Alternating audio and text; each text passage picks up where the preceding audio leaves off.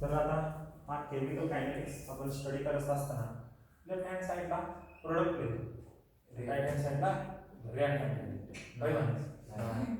काय लिहितो left hand साइडला रिएक्टंट आणि राईट हँड साइडला product. Generally rate of reaction जर तुम्ही ए चा काढत असाल, रेट ऑफ रिएक्शन ए चा काढत असाल तर कशा पद्धतीने देणार आहे? रिएक्टंट हा काय होतो? कंझ्युम होतो आणि प्रोडक्ट हा काय होतो? फॉर्म होतो. म्हणजे रिएक्टंट कमी होतात, प्रोडक्ट फॉर्म होतो, वाढतो प्रोडक्ट. मग आता हे जे रिएक्टंट कमी होतात म्हणून आपण minus derivative of concentration of A आपण काय घेणार आहे तुमचा बी, बरोबर आहे? आणि तुम्ही त्याच पद्धतीने कशात घेणार आहे? बी पण काय आहे तुमचा? प्रोडक्ट आहे, रिएक्टंट. रिएक्टंट काय होणार? डिक्रीज आणि त्याचं कॉन्सन्ट्रेशन कसं देणार आहे? Minus d a upon d t. म्हणजे रेट ऑफ रिएक्शन कोणाचा? बी. त्याच पद्धतीने सी चा कसा लिहिणार आहे तुम्ही? बोला. मायनस लिहिणार आहे, प्लस काय आहे? प्रोडक्ट आहे. रिएक्टंट आहे का प्रोडक्ट आहे? प्रोडक्ट आहे. म्हणून कसं देणार कॉन्सन्ट्रेशन? बोला. E concentration of C upon d t. आणि डी चा कसा लिहिणार? बोला. कसं देणार? D concentration of derivative upon d t. हा काय झाला तुमचा? प्रत्येक एलिमेंटचं काय झालं? तर रेट ऑफ रिएक्शन. पण ओव्हरऑल जी तुमची रेट ऑफ रिएक्शन जर तुम्हाला काढायचं असेल तर त्याच्यामध्ये आपण जी स्टॉइचियोमेट्री मल्टिप्लाय आहे ती काय करतो? आपण डिवाइड करतो, राईट? तर याच्यामध्ये आपण बघा व्यवस्थित इथं आपल्याला एक लक्षात द्या, रेट ऑफ रिएक्शन काढायचं. काय काढायचं? Rate of reaction. हा रेट ए चा काढला, नंतर बी चा काढला, नंतर सी चा काढला आणि आता कसं बघतोय आपण? पूर्ण रिएक्शनचा. जो आपण रेट ऑफ रिएक्शन घ्यायचा घेतलाय तोच घ्यायचा, फक्त ते जे स्टॉइचियोमेट्री मल्टिप्लाय आहे ते काय करणं गरजेचं आहे? डिवाइड करणं गरजेचं आहे. म्हणजे minus 1 upon A derivative of concentration of A upon काय येणार आहे तुमचं? डीटी. त्याच पद्धतीने बी साठी काय येईल? Minus 1 upon B derivative of concentration of B upon d t. C चं सांगा बघू. सी चं प्लस येईल का मायनस येईल? Plus 1 upon C derivative of concentration of C upon काय आला? डीटी. आणि त्याच पद्धतीने कॅपिटल डी काय आला? 1 upon small D derivative of concentration of T upon काय येतं? डीटी. हे झालं रेट ऑफ रिएक्शन. आता रेट ऑफ रिएक्शन झाला, ठीक आहे. रेट ऑफ रिएक्शन हा प्रोडक्ट रिएक्टंटचं कंजम्पशन होतं आणि प्रोडक्टचं फॉर्मेशन होतं असं आपण बघितलं. जर आपण रिएक्टंटचं आणि प्रोडक्टचं कॉन्सन्ट्रेशन नुसार जर आपण त्याच्यामध्ये ग्राफिकल रिप्रेझेंटेशन बघत असेल, मग आता मी इथं ग्राफ घेतोय, तर y ऍक्सिस वर कोण रिप्रेझेंट करतोय सांगतोय? तर y ऍक्सिस वर रिएक्टंट, ओके. आणि x ऍक्सिस वर कोणता घेतोय तुमचा? प्रोडक्ट. प्रोडक्ट घेतोय काय घेणार आहे? रिएक्टंटचे आपण कॉन्सन्ट्रेशन आणि इथं काय घेणार आहे? टाइम. आणि जो दुसरा ग्राफ आहे तो काय सांगणार आहे आपला? हा इथं कॉन्सन्ट्रेशन कोणाचं असेल? प्रोडक्टचं. आणि इथं तुम्हाला काय घेणार आहे? टाइम. रिएक्टंट काय होतो? जात जाईल, कमी होत जाईल का वाढत जाईल? कमी होत जाईल का वाढत जाईल? कमी.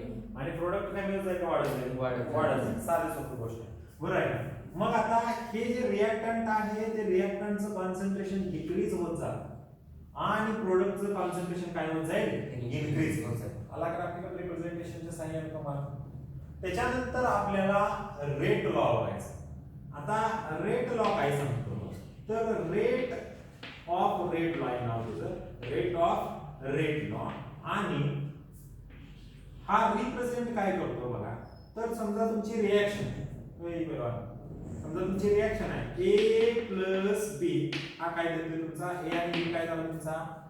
रिएक्टंट झाला. आणि उजव्या बाजूला काय आहे? समजा हा काय आपला प्रोडक्ट आहे. मग आता प्रोडक्ट समजा आपला आता इथं प्रोडक्ट मला सी म्हणून चला, सी आणि डी. जो तुमचा आता स्टॉइचियोमेट्री असणार आहे ए बी या स्मॉल सी स्मॉल डी. तर ह्याच्यामध्ये रेट हा तुमचा कशावर डिपेंडंट असतो? रेट ऑफ रेटला सांगतो तर रिएक्टंटच्या कॉन्सन्ट्रेशनवर. कशावर डिपेंडंट असतो? रिएक्टंटच्या कॉन्सन्ट्रेशन. रिएक्टंट कोण आहे? कॅपिटल ए आणि कॅपिटल बी. हे काय आहे? तुमचे रिएक्टंट आहे. मग जो ही प्रोपोर्शनॅलिटी आहे त्याच्याविषयी आपण काय घेतो? के. म्हणजे rate is equal to K काय आहे रेट कॉन्स्टंट काय आहे रेट कॉन्स्टंट आणि concentration of A raise to आपण काय लिहिणार आहे x into concentration of b raise to काय लिहिणार आहे आपण 1 मग आपल्याला तर ऑर्डर ऑफ रिएक्शन नावाची नवीन कन्सेप्ट सांगायची काय म्हणते जर A ची ऑर्डर ऑफ रिएक्शन मिळाली विचार करा what is the order of reaction A तर त्याची जी पॉवर आहे ती असते ऑर्डर ऑफ रिएक्शन 1 असेल तर फर्स्ट ऑर्डर 2 असेल तर सेकंड ऑर्डर 3 असेल तर थर्ड ऑर्डर 0 असेल तर झिरो ऑर्डर म्हणजे A ची ऑर्डर ऑफ रिएक्शन काय असणार आहे x आणि B ची काय असणार ऑर्डर ऑफ रिएक्शन y मग ओव्हरऑल ऑर्डर ऑफ रिएक्शन काढताना आपण काय करतो पॉवरची बेरीज म्हणजे sum of power overall order of reaction काय आहे x y A ची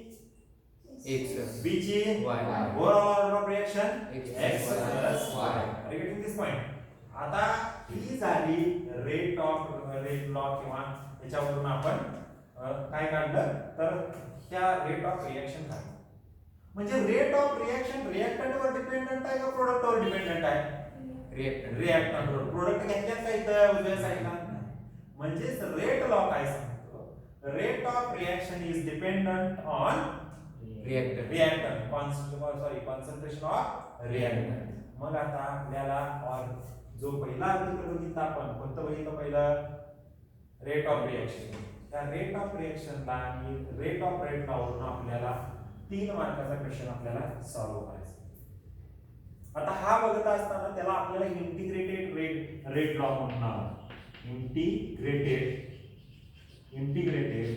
रेट लॉ आता हा क्वेश्चन तुम्हाला 3 मार्काला पडण्याचे चान्सेस भरपूर आहेत बघा काय म्हणतो तर आपला जो समजा आपली एखादी रिएक्शन घेतली त्याच्यामध्ये आपण फर्स्ट ऑर्डर रिएक्शन बघतोय काय बघतोय फर्स्ट ऑर्डर रिएक्शन आता फर्स्ट ऑर्डर रिएक्शन म्हणजे काय फर्स्ट ऑर्डर रिएक्शन म्हणजे तर ज्याची पॉवर काय असणार आहे कॉन्सन्ट्रेशनची 1 असणार आहे त्याला आपण काय म्हणणार आहे फर्स्ट ऑर्डर रिएक्शन म्हणजे तुमचा रिएक्टंट हा फक्त एकच असेल आणि त्याच्यावर तुमचं डिपेंडंट असेल म्हणजे एक यूज काय असणार आहे तुमचा प्रोडक्ट तुमचा ए काय देणार आहे प्रोडक्ट थोडक्यात काय घेतलं O3 घेतला एक्झाम्पल काय घेतलं याचं O3 ओझोन ह्याच्यापासून काय म्हणणार आहे O2 आणि O मिळणार आहे O2 गॅस आणि ऑक्सिजन आलं लक्षात जो मग आता रेट ऑफ रिएक्शन याचा काय असतं O3 वरच डिपेंडंट असतं म्हणजे कुठली रिएक्शन झाली फर्स्ट ऑर्डर रिएक्शन मग याच्यावरून आपण रेट ऑफ रिएक्शन किंवा रेट काय लिहितो रेट कसा लिहितो हे कमी होणार आहे का वाढणार आहे डिक्रीज होणार आहे का वाढणार आहे डिक्रीज होणार आहे म्हणून याचं कॉन्सन्ट्रेशन काय आहे minus minus derivative of concentration of A upon dt पण अकॉर्डिंग टू रेट लॉ काय सांगतो k इनटू कॉन्सन्ट्रेशन ऑफ काय असतं ए असतं कारण की ह्याची पॉवर काय येणार आहे तुमची 1 येणार आहे म्हणजे कुठली ऑर्डर रिएक्शन झाली फर्स्ट ऑर्डर रिएक्शन मग आता ह्याच्यावरून आपल्याला कसला लॉ काढायचा आहे इंटिग्रेटेड लॉ काढायचा कसला लॉ काढायचा आहे इंटिग्रेटेड लॉ काढताना याचं काय केलं गरजेचं आहे इंटिग्रेशन केलं गरजेचं आहे सारख्या टर्म एका साइडला आणते भागिले dt तिकडे गेल्यावर काय होणार आहे गुणिले त्याचबरोबर मायनस सुद्धा आपल्याला नाही होणार ना D concentration of A concentration A गुणिले इकडे आल्यावर काय होईल भागिले उजव्या साइडला मायनस dt निघा म्हणजे मायनस k इनटू काय झालं dt काय झालं मायनस k इनटू dt जर रिएक्शन बघत असाल तर तुमच्या इनिशियल रिएक्शनचं जे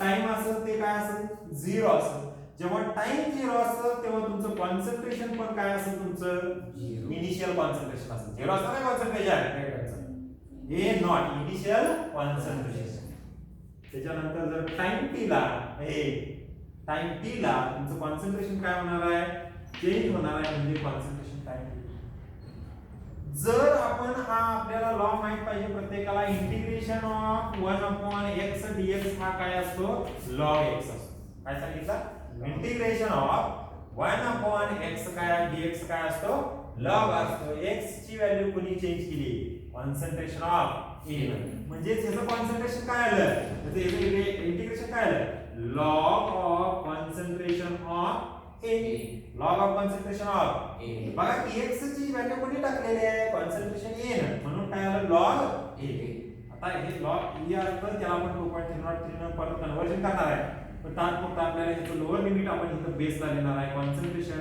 ए naught upper limit concentration A to the base काय होणार टी. त्याच पद्धतीनं मायनस के तुमचा बाहेर आला आणि इंटिग्रेशन dt काय असतं टी असतं. इंटिग्रेशन dt काय असतं जर इंटिग्रेशन dx x असेल इंटिग्रेशन dx काय असेल x असेल तर इंटिग्रेशन dt काय येणार आहे t.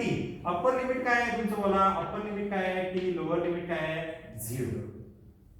व्हॅल्यू पुट अप करू चला अप्पर लिमिट मायनस काय असते lower limit upper limit minus lower limit काय होईल सांगा ln कॉन्सन्ट्रेशन ए अप्पर लिमिट काय आहे t मायनस लोअर लिमिट काय होईल बघा ln ए ची व्हॅल्यू काय करणार कॉन्सन्ट्रेशन ऑफ ए नॉट. आलं का लक्षात.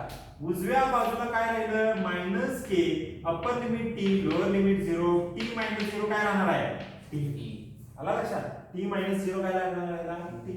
आता हे मायनस साइन काढून टाकायचं आहे दोन्ही बाजूला मायनस मल्टिप्लाय करायचं आणि एक लक्षात ठेवा जरा तुमचा जो लॉग आहे एलियन चा लॉग टू द बेस 10 करण्यासाठी मला 2.303 न मल्टिप्लाय करावं लागतं म्हणजेच तेव्हा ते इक्वल होणार म्हणजेच logarithmic to the base 10.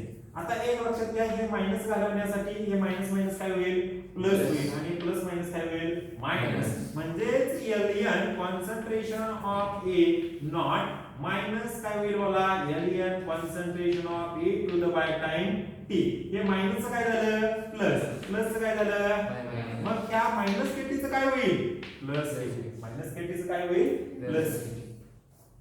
log a minus log b काय असतं log a upon b mathematics sir log a minus b काय असतं log a upon log b. मग a ची किंमत कोणी घेतल्या कॉन्सन्ट्रेशन a नॉट b ची किंमत कोणी घेतल्या कॉन्सन्ट्रेशन a इधर म्हणजे तिथे काय होईल सांगा log चा आता आपल्याला तिथे कन्वर्जन पण कंप्लीट करूया लास्ट स्टेप एलियन मला कॉन्सन्ट्रेशन ऑफ काय झालं a upon concentration of a not बरोबर काय झालं a नॉट वर आलं ना आणि ठीक खाली आलं ओके आणि उजव्या बाजूला काय राहिलं तुमचा केटी राहिलं. पण ह्या लॉगचं कन्वर्जन कशामध्ये करायचं म्हटलं चुकले का कुठं नाही ना मग ह्या एलियनचं कन्वर्जन जर log 10 मध्ये करायचं असेल तर ह्याला आपण किती मल्टिप्लाय करणार आहे 2.303 म्हणजेच आपल्याला लास्टचा फॉर्म्युला मिळेल kt is equal to 2.303 log to the base 10 concentration of A naught upon concentration of A to the time t. अशा पद्धतीने तुम्हाला kt साठी इक्वेशन मिळालं.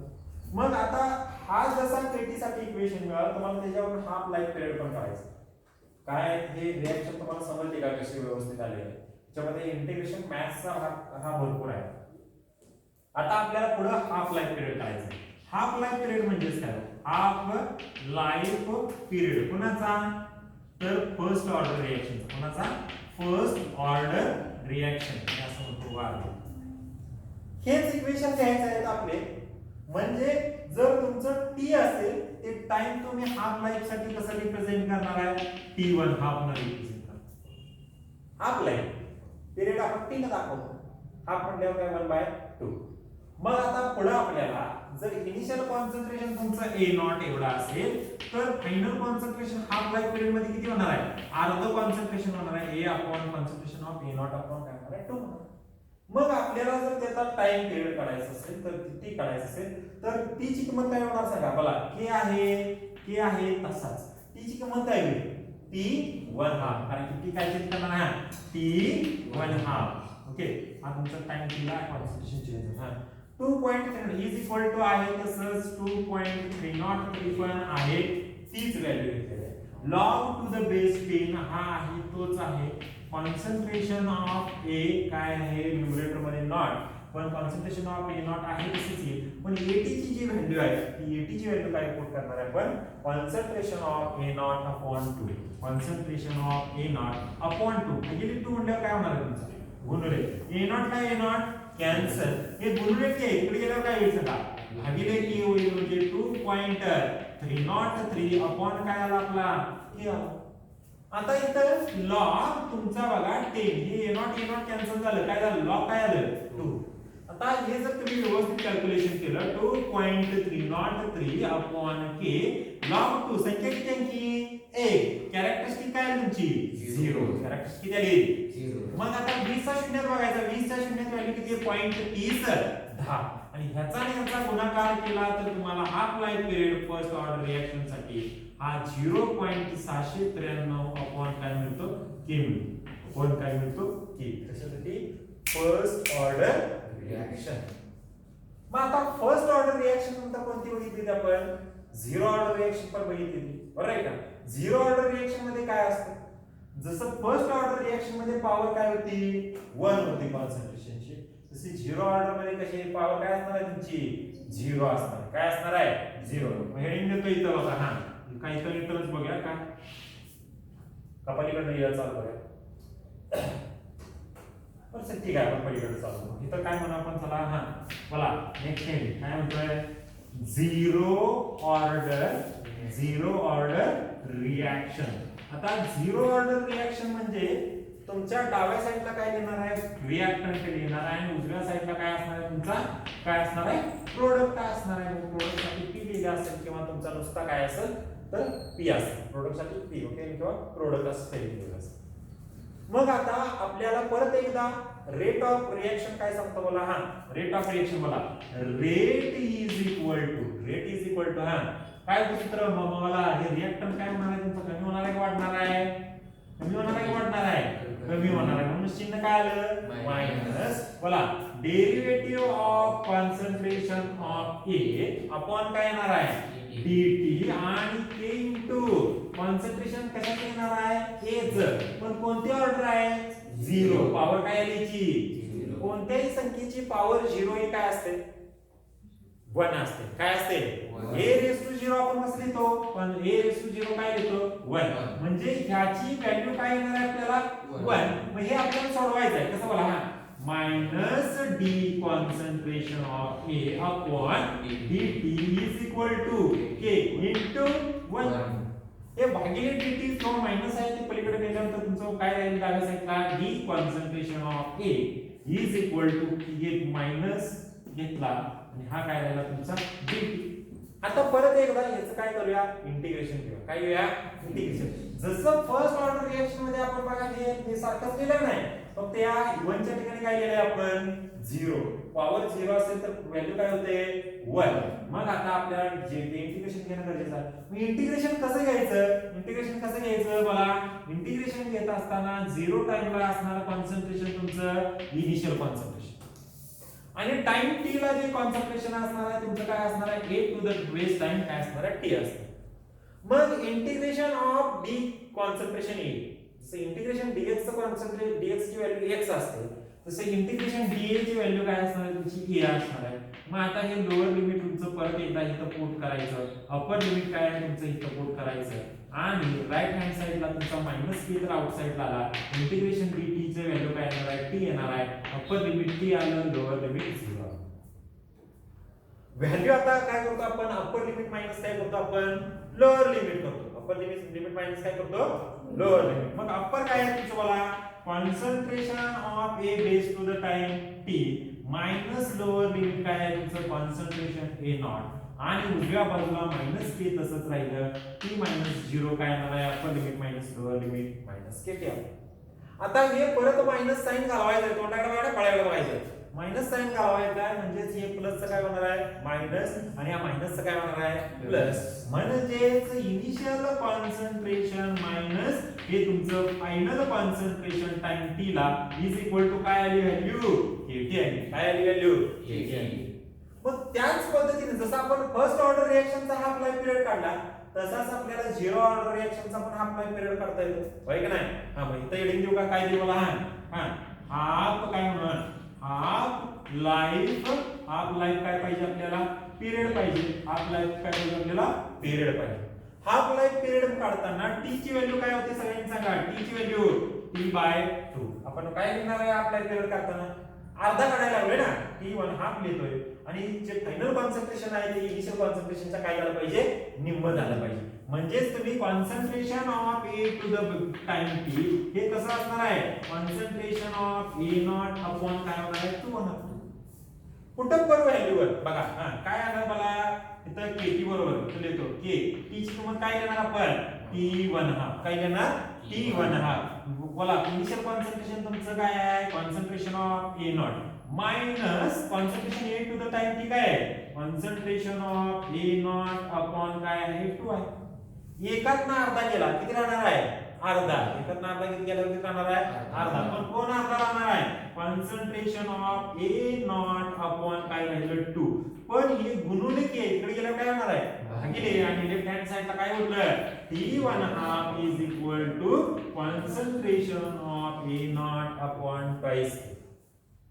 काय काय बघितलं आपण या टॉपिक मध्ये सांगा बघू पहिल्यांदा काय बघितलं rate order of reaction order of reaction कशावर डिपेंडंट असतं सांगितलं पहिल्यांदा आपण बघितलं रिएक्टंट डिक्रीज व्हायला लागल्यात प्रोडक्ट इन्क्रीज व्हायला लागल्यात मग आता रिएक्टंट डिक्रीज व्हायला लागल्यात म्हणून आपण काय दिलं चिन्ह त्यांना कॉन्सन्ट्रेशन जर ए चं घ्यायचं असेल ऑर्डर ऑफ रिएक्शन ए ची घ्यायची असेल तर काय दिली minus derivative of concentration of A upon A म्हणजे डेरिव्हेटिव्ह किती आला तुमचा टाइम नुसार चेंज होतो म्हणजे रिएक्टंट तुमचे काय व्हायला लागल्यात डिक्रीज व्हायला लागल्यात प्रोडक्ट काय व्हायला लागल्यात इन्क्रीज व्हायला लागल्यात म्हणजे ग्राफिकल रिप्रेझेंटेशन कसं आलं कळालं रिएक्टंटचा ग्राफ काय आला कमी व्हायला लागला जर एक्झाम्पल घेतलं लिंबू मीठ साखर आणि याचं काय करायचं आपल्याला सरबत करायचं पाणी बरोबर का मग हे साखर मीठ काय वाढत जाणार का वेगळं जाणार आहे वेगळं जाणार म्हणजे याचं कॉन्सन्ट्रेशन काय व्हायला लागलं रिएक्टंटचं कमी आणि इकडे सरबत आपला तर व्हायला लागला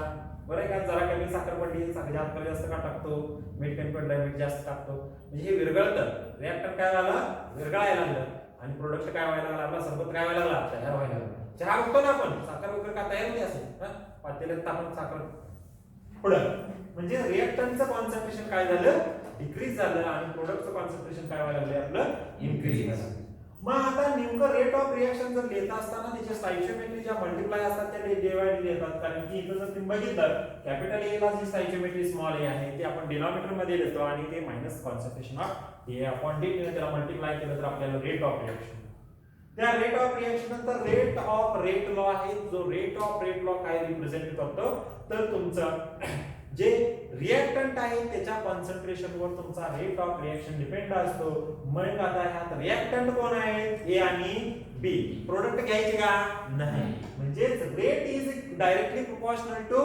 concentration of A into concentration of B पण जेव्हा आपण ह्याला प्रोपोर्शनली कॉन्स्टंट घेतो ए ची पॉवर काहीतरी असणार आहे ती आपण x आणि b ची पॉवर काय लिहिणार आहे आपण काय लिहिणार आहे y हा कॉन्सन्ट्रेशन ऑफ b ची पॉवर काय लिहिणार आहे y मग हा ए ची जी ऑर्डर ऑफ रिएक्शन असणार आहे ती काय असणार आहे x असणार आहे ऑर्डर ऑफ रिएक्शन b ची काय असणार आहे y असणार आहे आणि ओव्हरऑल ऑर्डर ऑफ रिएक्शन काय असणार आहे ओव्हरऑल ऑर्डर ऑफ रिएक्शन कसं दाखवतो x y म्हणजे या पॉवरचे कॉन्सन्ट्रेशनच्या पॉवरची काय करायची सम करायची ही काय दाखवते ओव्हरऑल ऑर्डर ऑफ रिएक्शन जर ज्याची पाहिजे त्याचाच डोक्यावर मोजायचा थोडक्यात पुढे इंटिग्रेटेड रेट लॉ कशामध्ये बघायचे आपल्याला फर्स्ट ऑर्डर आणि झिरो ऑर्डर मॅथ्स मध्ये किती विचारला जातो 3 मार्क फर्स्ट ऑर्डर म्हणजे त्याची ऑर्डर कॉन्सन्ट्रेशनची पॉवर किती असली पाहिजे 1 मग आपला रेट लॉ काय म्हणतो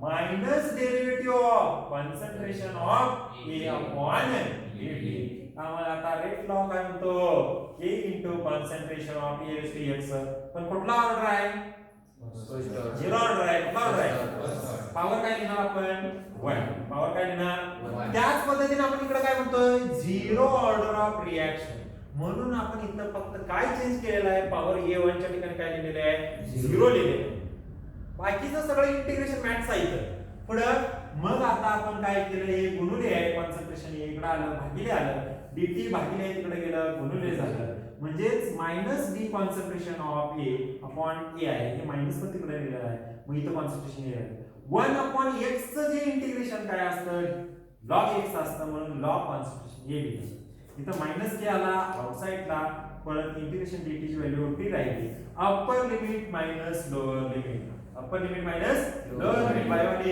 log काय होणार concentration of A T minus log concentration of A not initial concentration वजा हे अप्पर लिमिट टी आहे टी मायनस 0 मी डायरेक्ट स्टेप पुट केली टी आणि याच्यामध्ये हे मायनस कॅल्क्युलेट करण्यासाठी मायनस झालं प्लस, मायनस झालं काय हे अरेंज केलं, मायनस झालं प्लस, प्लस झालं मायनस. हे असं का केलं तर log a minus b काय असतो, log a upon b असतो. म्हणजे NL concentration of a not upon काय झालं तुमचं a कॉन्सन्ट्रेशन t. मग आता तुम्हाला यातला काय पाहिजे की हाय असं मी लॉगचं काय केलं, log बेस 10 केलं. log बेस काय केला 10. log बेस 10 करताना कशाने मल्टिप्लाय करायचा आहे, बोला हा कशाने मल्टिप्लाय करायचा आहे, 2.03 ने मल्टिप्लाय करायचा आहे. म्हणजे केटी बरोबर इक्वेशन आहे. जर तुम्हाला के बरोबर पाहिजे असेल तर एक गुणिले टे इकडे गेल्यावर भागिले होईल, म्हणजे रिअरेंज करा तुम्हाला के चं पण इक्वेशन मिळालं तेच. पण मी इथं हाफ लाईफ पिरियड काढतोय. हाफ लाईफ पिरियड काढत असताना बघा हाफ लाईफ पिरियड काढत असताना तर इथे या दोन कन्सेप्ट आहेत. या इकडे पण हाफ लाईफ पिरियड काढताना झिरो ऑर्डर साठी त्याच वापरतो.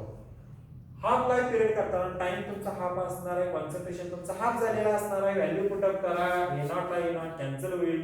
लॉग 2 आला, संख्या एक अंकी, कॅरेक्टरिस्टिक 0. 20 चा 0 मध्ये 0.30 ला गुणाकार केला, 0.793 केले, K upon K. What is the K, rate constant. Next what is the article, zero order reaction. मग आता झिरो ऑर्डर रिएक्शन नंतर पॉवर काय घेतली आपण, 0 घेतली. आणि मग इथं तुमचं कॉन्सन्ट्रेशन हे कोणत्याही संख्येचा घातांक जर 0 असेल तर ती व्हॅल्यू काय असते, 1 असते. मग आता तुम्हाला हे काय मिळालं, dt भागिले इकडे या गुणले होईल आणि तुम्हाला परत एकदा डेरिव्हेटिव्ह इंटिग्रेशन घ्यावं लागेल. 0 टाइमला 0 कॉन्सन्ट्रेशन, टाइम केला टाइम टीचं कॉन्सन्ट्रेशन. मग upper limit minus lower limit is equal to minus K T minus 0. आणि अशा पद्धतीनं upper limit minus lower limit minus घालवण्यासाठी प्लस केलं, मायनस मायनस केलं प्लस, म्हणजे final minus initial minus final concentration बरोबर के टी व्हॅल्यू आली. मग हे इक्वेशन आलं आपलं झिरो ऑर्डरचं. पुढे आपल्याला हाफ लाईफ पिरियड काढण्यासाठी टी ची किंमत आपण टी हाफ पुट करतो, कॉन्सन्ट्रेशन ए टाइम टीचं A concentration of A not upon 2 put करतो. मायनस केल्यानंतर हाफ राहील तुमचा, पण हा का राहील, हा के मल्टिप्लाय तिकडे गेल्यावर डिवाइड झाला. म्हणजेच half life period zero order रिएक्शनचा काय आला, concentration of A not upon twice K. आलं लक्षात इथपर्यंत व्यवस्थित. त्याच्यानंतर सुडो ऑर्डर रिएक्शन. आता ही सुडो ऑर्डर रिएक्शन तुम्हाला इथे एक्सप्लेन करतोय. काय काय आहे तर सुडो ऑर्डर रिएक्शन, तर सुडो ऑर्डर रिएक्शन मध्ये आपण त्याची ऑर्डर ऑफ रिएक्शन मल्टिपल असते पण दाखवते ती 1, त्यामुळे त्याला सुडो ऑर्डर ऑफ रिएक्शन असं म्हणतात. आणि ते आर्टिकल आपण स्टडी करूया. बघा सुडो ऑर्डर, पण त्याच्या आधी आपल्याला अजून एक आर्टिकल सगळ्यात महत्त्वाचं बघायला बघणं गरजेचं आहे. कोणता आहे तर यामध्ये आपल्याला अरेनियस इक्वेशन. अरेनियस इक्वेशन एक 3 मार्काचं इक्वेशन आहे, हे आपण स्टडी करूया. तर अरेनियस इक्वेशन काय सांगतं बघा, अरेनियस इक्वेशन. हे जे अरेनियस इक्वेशन आहे तो तुमचा डायरेक्ट रेट के बरोबर, रेट कॉन्स्टंट के बरोबर a into e raised to minus a upon काय देतो r, हे इक्वेशन देतो. आता याच्यामध्ये k काय आहे सांगा मला, k काय आहे मला, k काय आहे मला बरोबर आहे. रेट k काय आहे, रेट कॉन्स्टंट. पुढे k काय आहे, प्री एक्सपोनेन्शियल फॅक्टर, म्हणजे एक्सपोनेन्शियलच्या अगोदरचा फॅक्टर आहे तो e आहे. आणि e काय आहे, ऍक्टिव्हेशन एनर्जी. काय आहे, ऍक्टिव्हेशन एनर्जी. r तुमचा universal gas constant, gas constant ना, हां मला गॅस कॉन्स्टंट असायचा. आणि ती काय तुमचं ऍब्सोल्यूट टेम्परेचर किंवा टेम्परेचर असते. आता एक लक्षात घ्या, तुम्ही म्हणणार ऍक्टिव्हेशन एनर्जी कुठं आलं, तर जेव्हा ते मॉलिक्यूल एकमेका काय होणार, कोलाइड होणार आहे, कोलिजन थेअरी आहे. तर रेट हा त्याच्या कोलिजनवर डिपेंडंट असणार आहे. जर हा करायचा आहे, तुम्हाला साखर दिली, पावडर दिली, हा आणि अजून काय दिलं, पाणी दिलं, दूध दिलं, समजा तुमच्या दूध राहू द्या, तुपाच्या द्यायचं. मग आता ह्याच्यामध्ये तुम्हाला टोस दिला नाही, गॅसच दिलं नाही, होईल काय आपोआप, साखर आपोआप विरघळेल. त्या सर्वच करायचं का, म्हणजे ती विरघळण्यासाठी आपल्याला काय द्यावं लागलं, ते आता ते मॉलिक्यूल आता हीट दिल्यामुळे काय होणार, ते मॉलिक्यूल कोलाइड होणार. राहू द्या आपण सरबताचं एक्झाम्पल घेऊ, लिंबू सरबत. काय आहे, इकडे मीठ आहे, साखर आहे. हे मॉलिक्यूल्स आपण विरघळण्यासाठी काय करतो, बरोबर आहे का, एका पातेल्यात पेल्यात दुसऱ्या पेल्यात, म्हणजेच काय करायला लागलं, त्याला कोलिजन द्यायला लागतं. मग हे कोलिजन म्हणजेच काय असणार आहे, दोन मॉलिक्यूल एकमेकावर आदळणार आहेत, म्हणजे त्याला काय असणार आहे, कायनेटिक एनर्जी असणार. व्हेलॉसिटी म्हणजे काय आली, कायनेटिक एनर्जी. मग जी मिनिमम जी एनर्जी लागते कशासाठी रिएक्टंटचं प्रोडक्ट व्हायला त्याला काय म्हटलं जातं तर ऍक्टिव्हेशन एनर्जी. काय म्हटलं जातं ऍक्टिव्हेशन एनर्जी. ती कशात दाखवली जाते ईए या सिम्बॉलला दाखवली जाते. कशात दाखवली जाते ईए. मग आता ही जी ऍक्टिव्हेशन याच्यासाठी ग्राफ पण आहे तुमचा असा रिएक्टंटचं कॉन्सन्ट्रेशन हायला पोहोचतं एका पर्टिक्युलर व्हॅल्यूला. तिथून ज्या रिएक्टरचं कॉन्सन्ट्रेशन असतं ते हाय पीकची व्हॅल्यू असते त्याला ए म्हणतो. पण प्रोडक्ट होताना खाली येतं त्याला आपण डेल्टा एच वगैरे व्हॅल्यू दाखवतो. पण आपल्याला इथं जे 3 मार्क्सचं इक्वेशन आहे ते स्टडी करायचं आहे. कोणता इक्वेशन तर अर्रेनियस इक्वेशन. तंद्रीत बसायचं नाही नुसतं. कोणतं इक्वेशन आहे अर्रेनियस इक्वेशन. काय आहे Arrhenius equation k is equal to a into e raised to minus e upon r. मग आता मगाच्या सारखा जर एक्सपोनेन्शियल टर्म आले असेल तर त्याचं दोन्ही बाजूचा काय घेणं गरजेचं आहे लॉग घेणं. k चा लॉग काय येणार आहे ln k. बोला हा या k चा लॉग काय येणार आहे ln k. हा ह्याचा लॉग काय येईल बोला हा ln e raised to minus e upon r. जर व्यवस्थित बघितलं तर लॉग ची व्हॅल्यू आपण पुढे घेतो बरोबर आहे का. लॉग ची व्हॅल्यू आपण कुठे घेतो पुढे घेतो. मग आता इथं आपल्याला इक्वेशन काय मिळणार आहे मला हा बोला या ln k बरोबर ln a minus e plus minus काय होईल मायनस e अपॉन rt. आलं व्यवस्थित इक्वेशन. आता याला बघा मी कसं करतोय या लॉगचं कन्वर्जन कशामध्ये करतोय लॉग बेस 10 मध्ये करतोय. लॉगचं कन्वर्जन कशा करतोय लॉग बेस 10. पण 10 मध्ये करताना 2.30 चे मल्टिप्लाय करतो म्हणजे काय मला इथं 2.303 log to the base 10 k is equal to 2.303 log to the base 10. इथं काय आला तुमचा a minus e upon काय आला तुमचं rt आलं. आता हे 2.303 सगळं घालवाय पाहिजे नाही बरोबर आहे का. घालवण्यासाठी काय करू आपण पुसून जाऊ काय ना भागेली करणार दोन्ही बाजू. म्हणजे काय होईल बघा log to the base 10 a is equal to log to the base 10 a minus ea upon a 2.303. Numerator मध्ये होतं इथं व्हॅल्यू कशा भागल्यामुळे इथल्या कॅन्सल झाल्या दोन ठिकाणच्या पण इथे कॅन्सल झाली का नाही झाली. म्हणजेच आपल्याला इक्वेशन काय मिळालं तर log k is equal to log a minus a upon r. आता जरा लक्षात घ्या हे log a आहे हे लेफ्ट हँड साइडला आणल्यावर इथं प्लस आहे तर लेफ्ट हँडला काय होईल मायनस होईल. मग log a minus b कसा लिहितो आपण बघा log a minus b कसा लिहितो log a upon काय लिहितो म्हणजे log k minus log a कसा लिहिणार आहे log k upon log a. म्हणजे ह्या इक्वेशन वरून तुम्हाला काय मिळते ऍक्टिव्हेशन एनर्जी मिळते.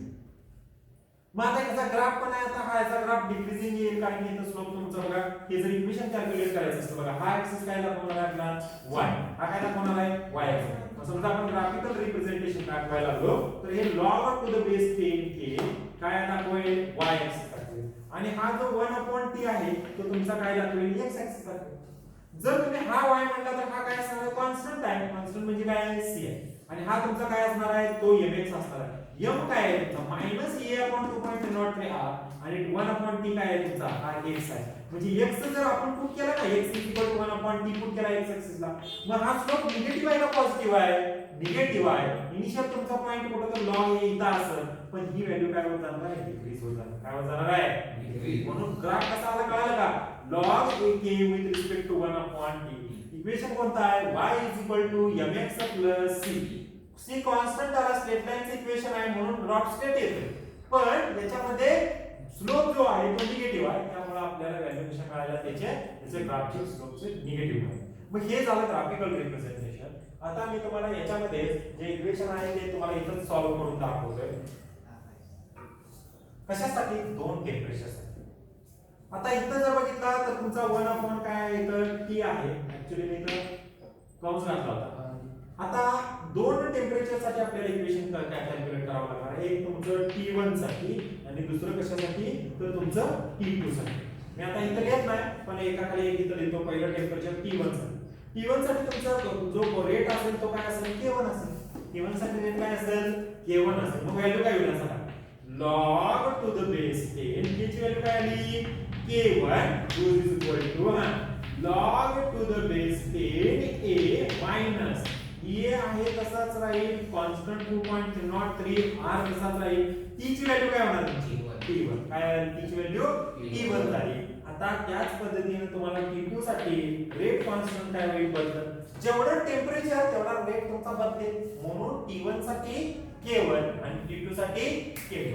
मग आता इथे इक्वेशन सांगा काय आलं?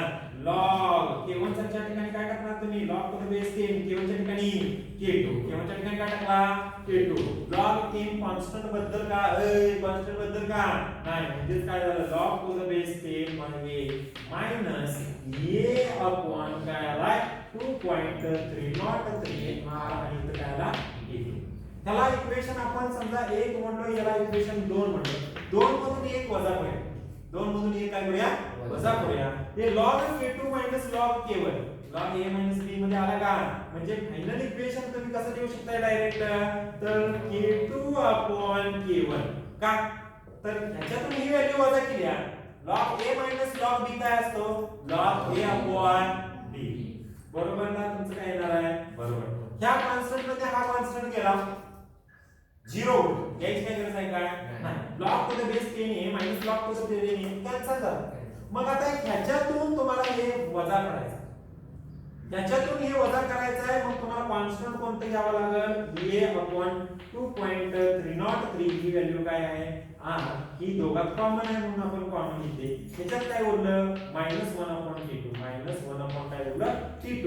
याच्यात काय उरलं? मायनस मायनस काय होणार आहे? प्लस. कारण की याच्यातून हे मायनस करणार आहे. मायनस मायनस प्लस झालं म्हणजे 1/t1 म्हणजेच 1/t1 मायनस 1/t2. किंवा तुमच्या बुक मध्ये जर फायनल व्हॅल्यू सोडवून दिली असेल तर रॅशनलाइजिंग केलंय.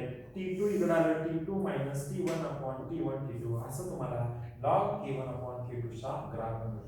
ही अशा पद्धतीने तुमची 3 मार्काची ह्याच्यात देण्यात ठेवा. हे अरेंजमेंट इक्वेशन विचारलं 3 मार्क्सला.